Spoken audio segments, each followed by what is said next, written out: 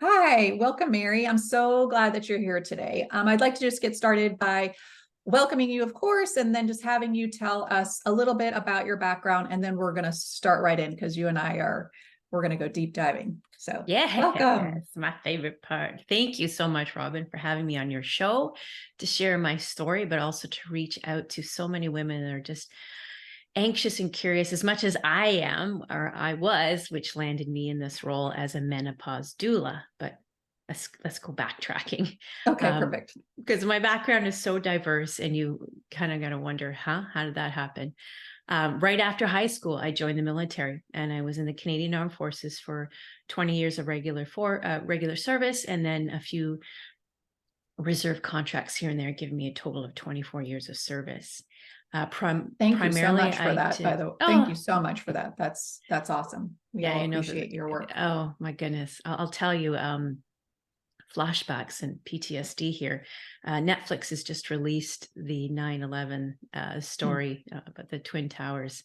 We've been watching it, and the memories are coming back because I was in the command center in Winnipeg for the Canadian NORAD sector north, for North American Air Defense. We were in the op center when that all happened, because we just happened to be engaged in exercise, a NORAD exercise, where we were simulating protecting our northern borders from Russia. Wow. And then this happened right in the middle of it, and we thought, what's happening here? Anyways, that is kind of something that and so somebody might be wondering, but somebody might be wondering, like, how did you go from that to a menopause doula? So where's the where's the overlay? connection? There is a connection for sure. Well, I think when it was interesting to watch it, because it brought back so much memories, and I'm going to get to this, but so menopause itself in Ayurvedic terms is referred to as a time of a great reveal. So anything that you haven't been dealing with physically, mentally, emotionally, spiritually, it will come to surface. And so if you haven't dealt with it, it's like menopause says, okay, hi, gone girl. You've been shelving this for a long time. We got to get working on that. And it prominently shows up in health conditions, gut health, all kinds of issues. Now, for me, it was gut health. I've been plagued with it my whole entire life. That sent me down this rabbit hole of trying to understand hormonal health and the importance of maintaining the diversity of the gut microbiome. And it was through a concussion that I suffered that really helped me understand the role of the hypothalamus and the pituitary axis. And then as that changes, because our hormones change, it's sending new signals all over the body saying, we're not getting the same messages.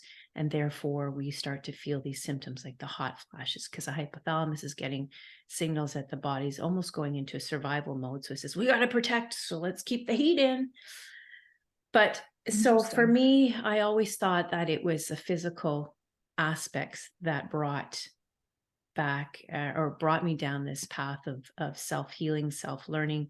Science communication is my background, from having done that as a public affairs officer in the military and dealing with some really complex issues, to working in PR thereafter, where I had clients in healthcare, education, life sciences, bioinnovation. So I was always thirsty for really technical knowledge. Just to get back to the story, watching that show on Netflix, I realized, oh my goodness, I have so many deep hidden emotions from that, because we were in the op center and we were like, okay, we are responding, we are reacting, we're going to go out there and defend our continent. Let's get to work. And so all those experiences of watching people jumping from the towers, them collapsing to the ground, we were in awe, but we didn't have time to deal with it. Get on with it. We have a job to do. And then for the first 72 hours after that moment, we were hunkered down, working long, hard hours. And then we just get on with it. And that's the can-do attitude in the military, is just, boots on the ground, march on. So now I'm starting to see that as I go through the perimenopause, there's a lot of things coming up from both a health perspective and emotional perspective. And I'm welcoming it because I think this is really important for me to have that introspective outlook on, or inward look on the health of the body, so that I can better serve my clients. Because role number one of a doula is we are compassionate listeners. 100%. Exactly. We show up wherever our clients are at, and we sit and listen. And this is important in the menopause field for menopausal women, because it's still, unfortunately, taboo. We don't talk about it enough. We don't celebrate it enough, because also in Ayurveda is they also recognize menopause as a time of an age of wisdom. So I say, let's get wise. Let's get wise about our health. We've been ignoring it emotionally, physically, mentally for decades. We can't do that anymore. It's not a service to ourselves, and it's definitely a disservice to our families and the people around us, because how are we going to show up in the world each day? And when those emotions or the hormone fluctuations kick in, and it impacts us emotionally, and our moods change and our physical features change, are we going to give into it, or are we going to welcome it and do something about it? And I clearly see this as the role of the doula, and that we are just there to say, hey, what you're going through is completely personal. I get that, but it's universal. So you never have to feel alone. And then from there, we can start curating the information that is specific and helpful for that individual, because it is in a very individual process. First of all, I mean, you've just so much gold and so much little nuggets of like perfectly, well said information. And a couple of things that stood out to me was like the emotional connection, because emotions play such a role in our health and wellness, and people don't understand the connection there.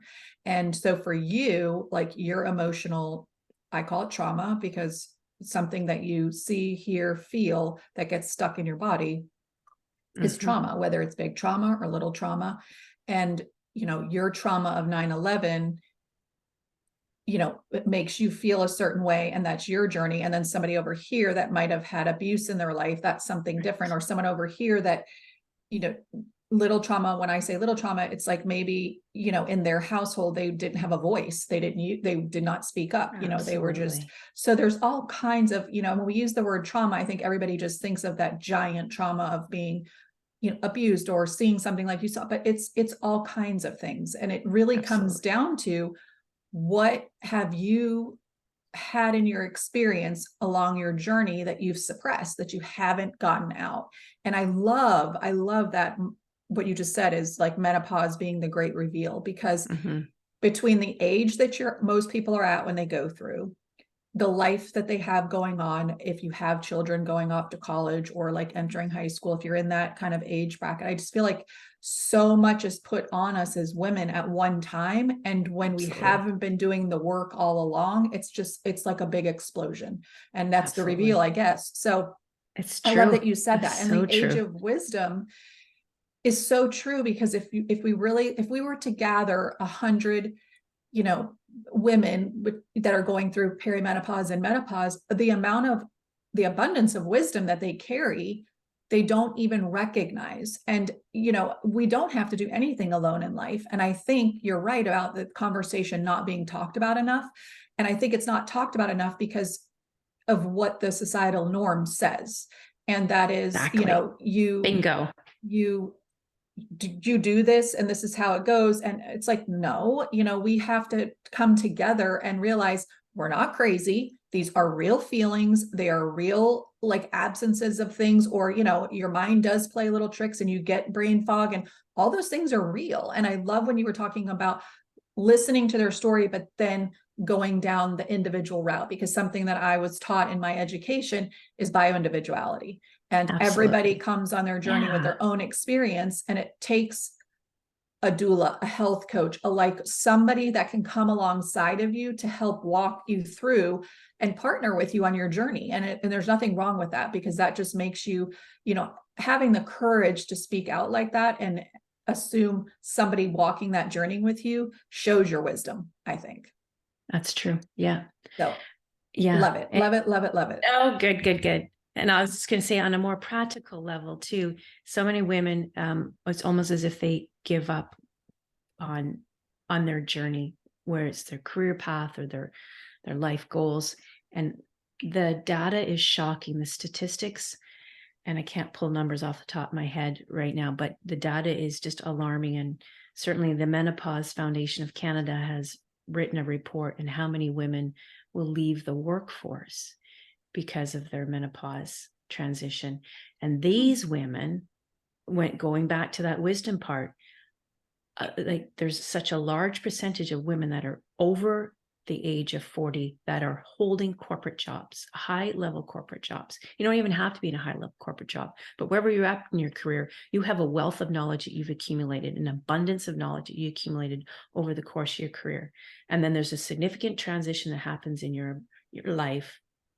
A lot of people will leave the workforce, sometimes because these symptoms are so overwhelming, or because the social construct in their workplace doesn't understand, and therefore they do not feel supported.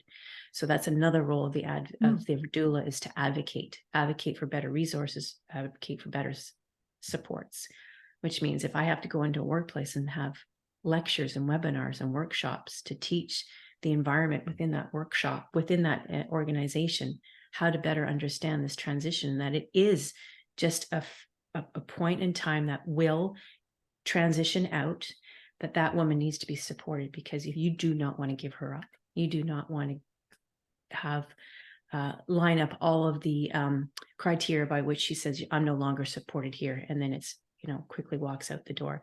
That is another part that motivates me, because as a PR practitioner, both in the military and thereafter in my own business, which is probably one of the connections I can draw back to being a doula, is organizational culture. And I wrote my thesis on that, is how important it is for internal communications to support the employer so that they can feel a place of connectedness within the organization, because a connected, supported, engaged employer increases your return of investment. Your 100%. And so added to that is not just connected and supported, but healthy, healthy mental, physical, spiritual. If they have those components going on for them, you yourself are going to have better return in your business. I find it fascinating what you're talking about, because I was thinking about the fact that decades ago, women really weren't present in these industries. They weren't in the top leadership roles and things like that. And I really feel like, because we are now, right? I still think it's a very small percent, which I think is sad. And mostly, just listening to what you're saying, it might be because they jumped ship, because they're not feeling supported. But, if the culture was different within the jobs, and men and women were both, had someone like you come in and speak on the topic and make them feel seen and heard and validated and all the things, they may stick around longer. But in addition to that, people will start to understand each other better. And I think that's really important, because we all live kind of in our own lane, and we forget about the people that are around them that are, part of the picture. So questions. When you're working with somebody that's going through perimenopause or menopause, menopause is one day or whatever, but postmenopausal, what are some of the common things that come up within your conversations that we could give to the audience as like a little nugget that, oh, I'm experiencing this too? Or, and we all get hot flashes, but we all get the term hot flashes, but what are some of the repeated things that come up that you can then help them work through? And maybe one or two little tips that you give to them, or kind of how you work with your clients, I guess. Lately, it's been gut health issues and digestion. And the common complaint is, I got this extra belly fat. I've got this muffin top. I can't get rid of it. I'm gaining weight. I can't get rid of it. I'm still working out. I'm not losing weight. I'm cut back on my meals. I've cut back on this. I'm working out longer and harder. My gut still feels I have this inflammation. That is the common thing. And I am so empathetic, because that's exactly where I had been at with my health, with chronic gut health. And it's coming up at the yoga studio where I teach, or where I like to go and do my own classes. It's coming up in a circle of friends when we get together for, say, like a dinner party or once a month, we like to get together and hold like a manifestation and meditation together. And we're all talking about the same thing. Mm-hmm. And I ask just little bits of information. Are you taking a probiotic? No. Okay. So what's your eating pattern? Like, are you a late night snacker? Now I'm doing this both in with the client and outside too, because, I want to be able to share the wealth. Mm-hmm. And I don't want to push upon them if they're not my client, that I'm there to help them, but I'll just plant those seeds. And they said, well, what do you mean? I said, okay, well, I've done an article on gut health, the hormone gut cycle. You might want to take a read of it, but honestly, it's just full of good references. So if you go through the article and you're not convinced, go to the PubMed articles that I reference. And that's one thing I'll always do, is because I don't prescribe, I don't diagnose, I curate the information from the experts in the field. And I will say to them, I've done the work for you. I've investigated this. It's part of my studies as a doula. I've done additional courses on gut health. I know how you're feeling, and gut health is terrible. It's just wrenching. It impacts every part of our life. Also, it impacts our emotional self-worth, and that body dysmorphia. So many women will suffer. You think you went through it as a adolescence, it gets worse. Right. And that's what I say. You have to show up loving who you are no matter what. But now, get it in your head, the mindset. But now let's work on the physical part. So I said, you might want to look into this. Probiotics, for example, what you eat, when you eat, and how you eat it. And then another thing I also address is cutting back on your food and upping your workouts is counterintuitive to losing the weight. Oh, what do you mean?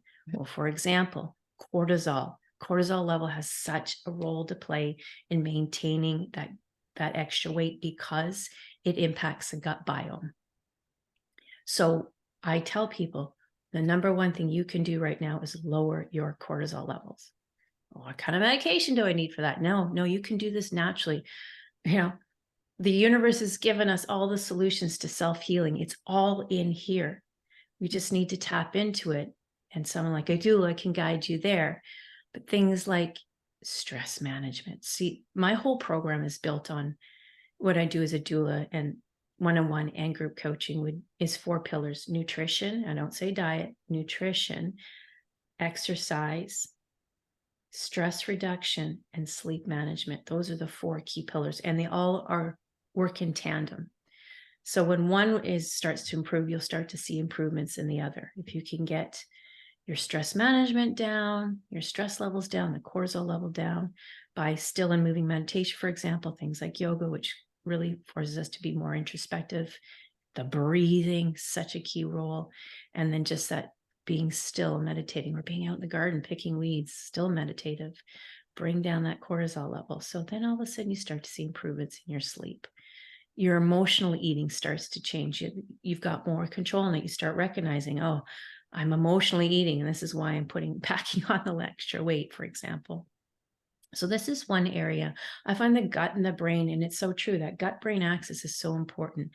The gut is actually, in my mind, the one central command center. It really is.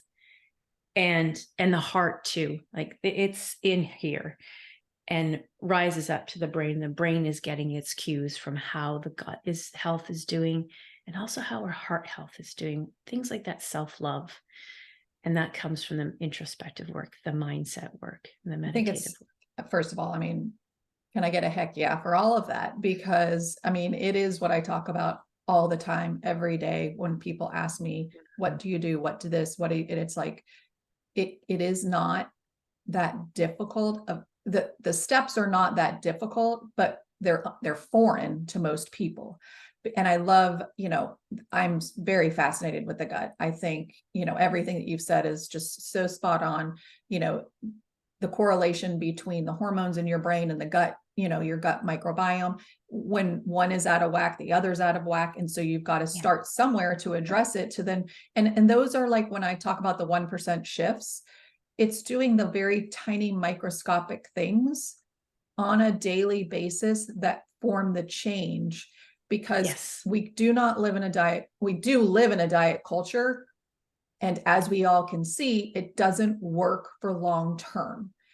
If you hop on something for 20 days, 30 days, you do a detox of some sort, they can be beneficial for different reasons. It could be a jump start for somebody. It could be you're trying to find out if you have food sensitivities. There are reasons to do some of them, but we've been so conditioned in our society that in order to lose weight, we must be on a restrictive diet. We must exercise like a mad woman. And those are so counterintuitive, especially when you get to the perimenopause and menopausal stage, for sure, but really along your whole journey. The other thing that, really just jumps out at me is the heart and the gut. And it's like, that is your central command center. And I love that terminology. But if you think about it, how much we ignore that in our life. We'll go get our nails done. We'll get our facials, we'll get our hair done. We might get earrings, or we might get a tattoo, or, whatever. So we're like looking at the nobody's talking about, how does your heart feel? Like, your heart emotions are real, and your gut emotions, when they say I have butterflies in my stomach, there's a reason, because you're getting a gut feeling. It's not just a term that somebody made up, like, it comes from reality. And so I'm super passionate about gut health. And the other thing, when you said your 4 pillars, I've noticed that the word exercise is a trigger for some people, because they've been so conditioned to, well, exercise means I must run for 30 minutes. I must go to the gym. I must, right? Like, that's the only things that count as exercise. And it's like, no, let's look at the word movement, right? Because movement is in reality exercise. What did you do as a little kid? Did your mom tell you at 5 years old to go to the gym and lift weights? No, she said, get outside, have fun, ride your bike, play kick the can, or I know that's dating me, but what, like play kickball, be interactive and move your body. So I try to encourage people, find something that's fun. Yoga is amazing. And I know a lot of people don't care for yoga because it's too slow. They're just not, to me, it's like, that's the best place to find how to be quiet. But even quiet time in the morning without doing yoga, if you can just focus and have some of that quiet, that does lower the cortisol. The other thing I find super interesting about cortisol is the melatonin aspect, right? And so the whole technology piece and the EMFs, I'm like super like going down that rabbit hole lately, just because it's been brought to my attention by my own person that I go to. And she's like, this is killing you. Like, you need to figure out a way to have less EMFs, and all of this other stuff, because that's what her passion is. Right. And so, and I love that, because I go to different people and I learn different little pieces of nuggets of information, and then I create my own wisdom throughout that. And so, I don't feel married to somebody. I don't feel like I have to stay with somebody forever, but I like to just see what other people are thinking and what they've learned, because I don't have time to learn everything. Right. I need to go to the people who know some of the things, and then, keep moving on to find all the pieces that work for me.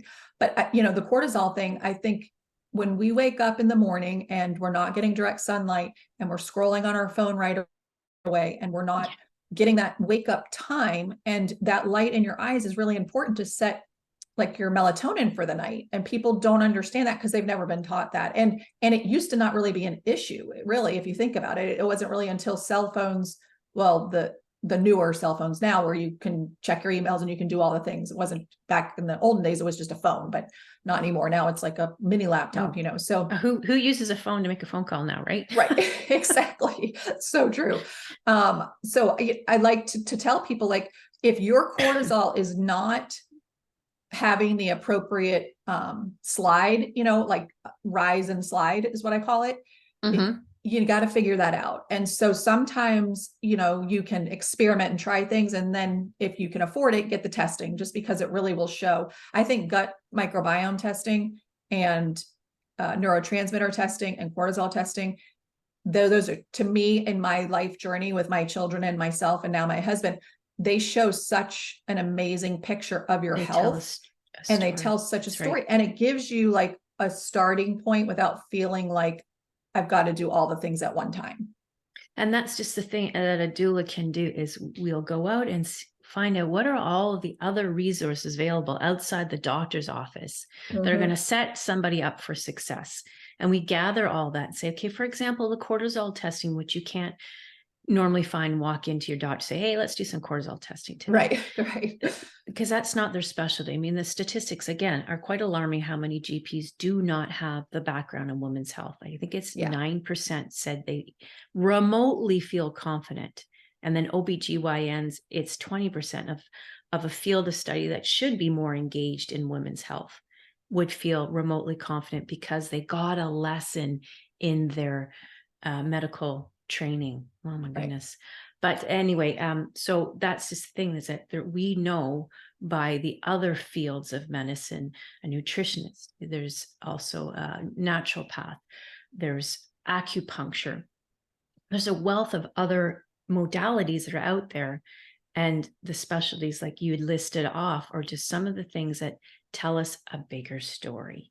And a lot of people are just dumbfounded. I don't even know where to begin. So that's what we do as a doula. We sit down and say, okay, take a breath, couple of deep breaths, but let's talk about this. And then we start unpacking it, unraveling it. And we work together. And another thing that's really advantageous is charting. See what's happening during the month. How many days of quality sleep? How many days of lousy sleep? Where is the menstrual cycle happening? Heavy bleeding is very common for perimenopause. And there's a reason for that, because the estrogen levels are changing, which is going to have an impact on the uterine lining. And so, but a lot of women are fearful of that. Like, oh my God, I got this heavy bleeding, it must be cancer. I got, ovary cancer. I want a hysterectomy. It's like, whoa, because that is the message that has been told for so many years, or perhaps that's the story that they heard from their mother, or no story because they never talked about it, certainly not in my household. And so this is some of the things that we help women better understand. It's all about teaching them how to take control. The more knowledge you can give them, that's powerful, so they can make informed decisions and not be misled. It's funny, now that I've been doing the doula training, when I do get together with some of my girlfriends, what they talk about, it's just amazing. It's like, now I'm cluing in. It's like, well, I heard flaxseed is really good for this, and so I'm going to up my flaxseed. It's like, yep, that's good. But do you know the reason why and how it works effectively with certain, regime, but you can't, overdose, if you will. It's so funny now that I start to recognize these patterns, but I don't necessarily want to interfere. I just help them say, hey, take a look at this article. You might find it very interesting. It might help you resolve some of your health problems, or, you might be feeling a little bit misled about that information. So one of the things I love that you're talking about is getting together with your girlfriends. And I think that's also a very big piece that is missing, which is community and support when making changes. And yes, that is actually, like, for myself, I've been doing one-to-one coaching, but I'm in creation of a course because of that reason. I feel like we as women tend to do better when we're supported from a larger population of people going through the same thing. And, for me, I know everything, because I don't. I mean, there's no way to know everything. It's like, I'm on this journey too, so come along with me.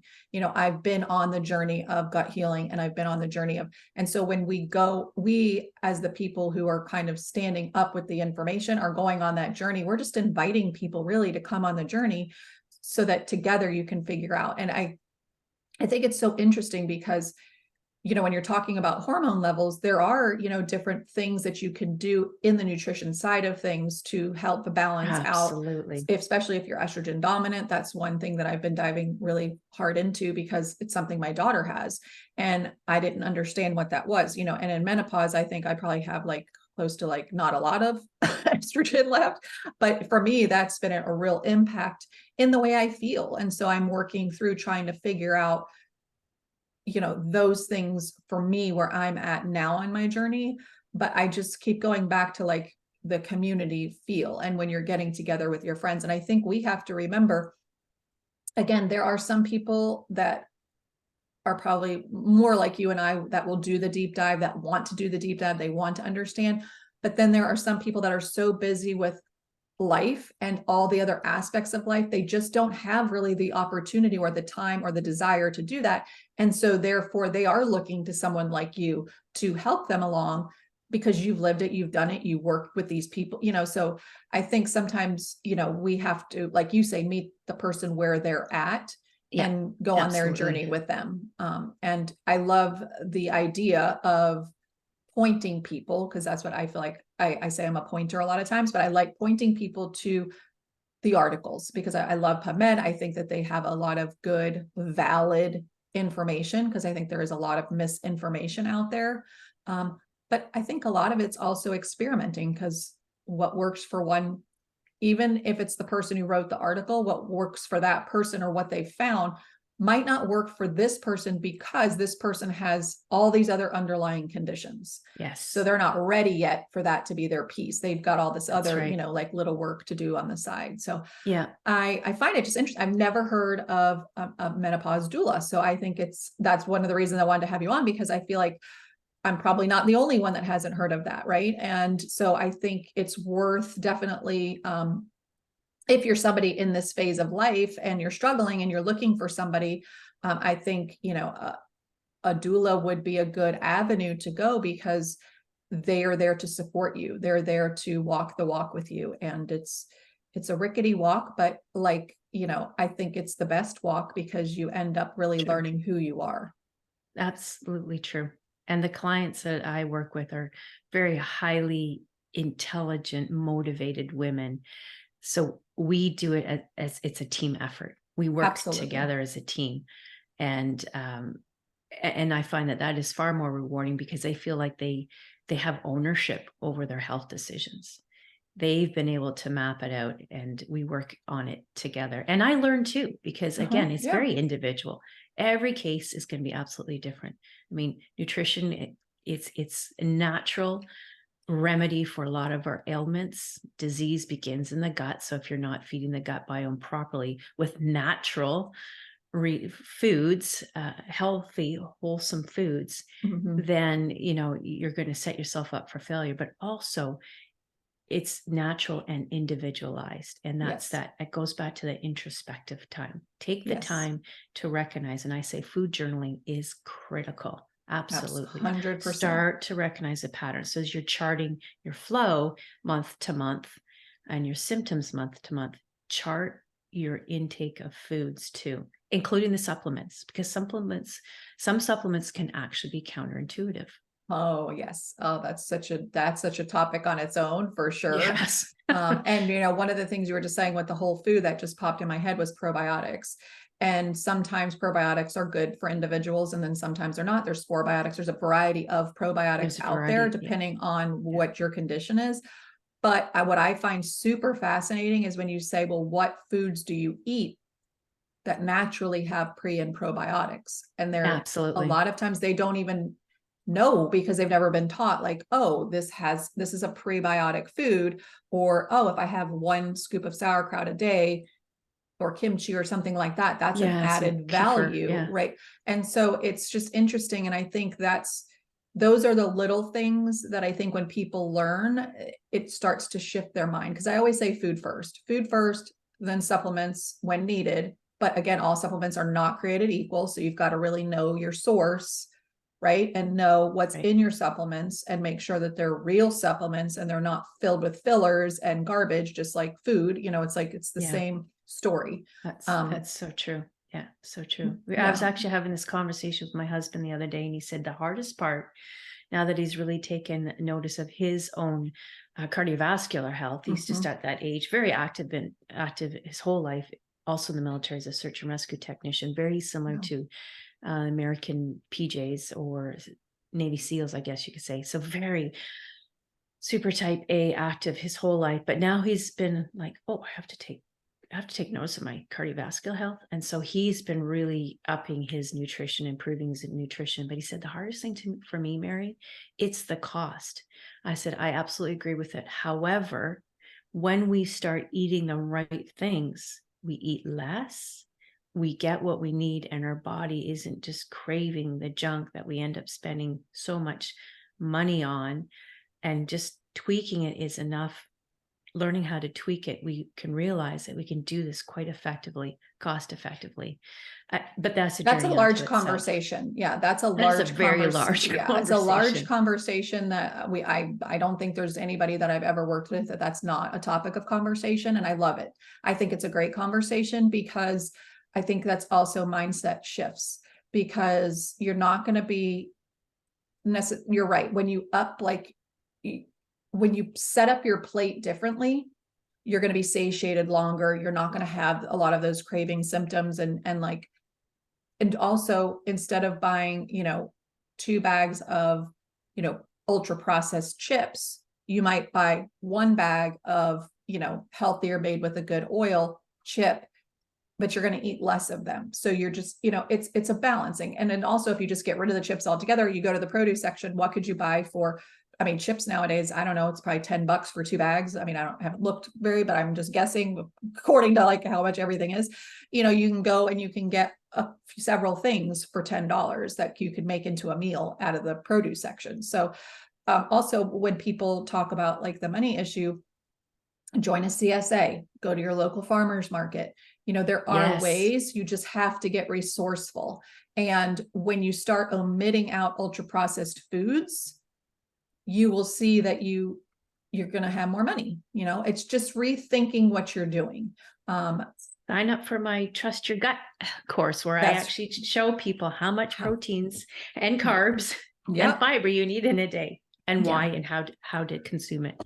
Correct. Yeah. And then that's another whole topic, is the carb topic, right? Because you've got all these, fad things out there saying, and again, everybody's different. So carbs work for one person that doesn't work for his mother in amounts, basically, like where you are in your age, where you are in your health journey. So again, there are like little parameters, I guess, but then everybody's bio-individual. So you got to kind of see what works better, for that person, and not being afraid to do that. Just because, let's say in your course, like you say, do this, this, and this, but this person feels a little bit better doing a little less of this. It's okay. You're not saying you must, you're just saying this is a recommended, see how it feels. So I'm always about the feeling part, because I feel like if you have a breakfast and you feel satiated for many hours, that's probably a great breakfast for you.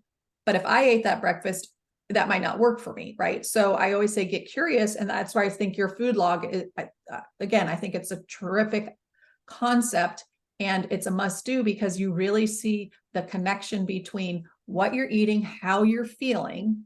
Because when people's, are not getting satiated, they're crabby, there's a lot of different, emotional things that come up. Most often they're not feeling satiated because perimenopause women are not getting enough proteins, and proteins are the first thing to drop, because we think proteins, animals, and I understand and I respect that for a lot of people, it's a cultural thing, and it's also an ethical thing. But with the right combination of foods, beans, yams, you are getting an abundance of protein. There's so much proteins in beans alone that, are equivalent to, say, I get a palmful of animal meats. A plant, I won't say plant-based. I'm going to use Dr. Stacy Sims, who I coached, took her coaching program as well. She says plant-centric diet. And there's so much wealth of information out there. And again, about the satiated, when we get those right plant-based or plant fibers and proteins, we're satiating ourselves. But I'm going to add a caveat to that. Also, perimenopause women, peri to post, we need to have more resistance training. Like we have to up our heavy weight lifting training. You think, oh my God, going to the gym. And if I told you set your timer for 22 minutes, and then that's it. I don't want you to do any more workout, because then you're just going to put your cortisol level in overdrive. You're going to do a very concentrated, hard workout, sprint interval training, and hard resistance training. You need that, but in short chunks. So it's not going to chew up your whole entire day, less than a yoga class. And then you're going to start to find that the body's going to crave food differently. So you're doing good health, heart health with your cardio workouts. You're addressing bone density loss and muscle mass loss, because that happens quite readily, quite quickly in the perimenopause years, and you do not want to lose that, because I'm telling you, joint breaks, like hips, is one of the leading causes of death for women in the postmenopausal years, because once they have that break, it's the recovery thereafter, and what happens and what puts them into a lifestyle that is just debilitating thereafter. And there's a whole topic on itself there.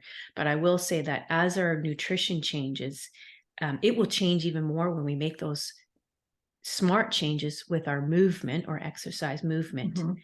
And that's part of my program too, in those 4 pillars. Again, the nutrition, the movement, or exercise, because your exercise patterns must change. So if you hated heavy weights before, okay, that's fine, but you can do push-ups on your knees. You can do wall squats. There are things you can do even at home. I was just going to say, I love that you're mentioning that, because it's not just, that is an option to go to the gym and lift. But if you're not someone that has a membership, if you can't afford it, if that is not a roadblock, you can do things at home, like the wall squats. Like, your own body weight is just as resistant as lifting. I mean, if you think about how much you weigh, you know, you're lifting a lot when you're doing your own things. And I'm going to say from personal experience, the muscle mass loss when you are in post menopause is the fastest thing I've ever seen. It Absolutely. And I will tell you again, my journey, I was like, what in the world is going on with my quads? Like, I mean, not that I've ever been a huge bodybuilder, but I'm like, what is happening here? You know, and again, I was not educated enough to understand that that was coming, you know, I mean, because if I had, which is part of my mission, is to educate people, it's coming, you know, and so you've got to prepare, you know, and it's now harder for me to gain back that muscle. It's not it's not that I can't do it, and I am working on it. And it is something that I'm very mindful about, because it's just, I mean, to me, it was so interesting how quickly the change happened. Even being someone that's been doing yoga for a long time, I had to add back in the weight resistance, had to. Like, for me personally, it just was not really an option at that point. So I just get curious, people, like, if you're out there listening to this podcast, what is your exercise style? What is your movement? You know, where are you on the journey? Are you perimenopause? Are you postmenopause? Like, where are you? And just start to notice, because what Mary is saying, I mean, again, I'll attest to, my mom lives in assisted living. The hip breaks, people, do kill you. I mean, and again, it's the most tragic, disgusting thing I've seen, like, in this whole journey, which is a total different subject, but you know, people, whatever age you are, especially in those older years, you've got to keep up with balance. I mean, balance and weight training type of stuff. Again, it doesn't have to be 1,000 pounds. It's not for an hour every day. It's just a little bit, to make the rest of your journey a delightful one, is the way I look at it. And have fun with it. Like Yes. a bar. So two of my favorite classes to teach, and that comes back from my background in the fitness side hustle for so many years. I teach bar classes, and I teach HIIT. It's a high interval training, and then the bar classes. And I watched the journey of a couple ladies a few years ago when they started bar for the first time. And I would have them in those thigh movements, diamond thigh, and where you're just like, come down an inch and up an inch and down an inch, and for 6 or 7 minutes, and then just press down. And you're on the balls of your feet, and your heels are up high, like in your stilettos. And you've got the sewing machine legs going, or we'll do 2-pound weights, come down and up and out and in, and then just little shoulder presses, and then we'll get into some push-ups, and then we'll hold some forearm planks.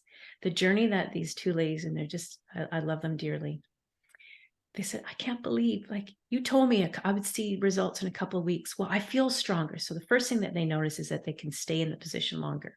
And a couple of weeks after that, they start to see little bumps in their arms. And then a couple of weeks after that, their jeans feel loose in their bum. Right.